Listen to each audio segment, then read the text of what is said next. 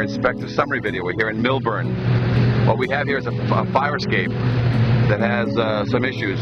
Main issue in preparation for a level 2 load test. We have welded connections, all unverified weld connections. We have tears in the wall. I use one of your pens. Do you have a pen there with you? All those rusty tears, that's an indicator that water's getting behind here. My connection in the wall, the through bolts are unverifiable, so those needed to be duplicated, verified, or duplicated. I've got the welds in these joints. Those welds need to be cleaned out, and then we need to bolt it. No re-welding on this fire escape. I've got a welded back of the triangle, and I got a welded foot right there. All those need to be through bolted. Bolted, because the welds are unverifiable.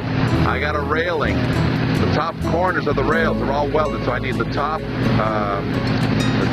rebolted. I need the bottom rebolted. On the other side, any connections to the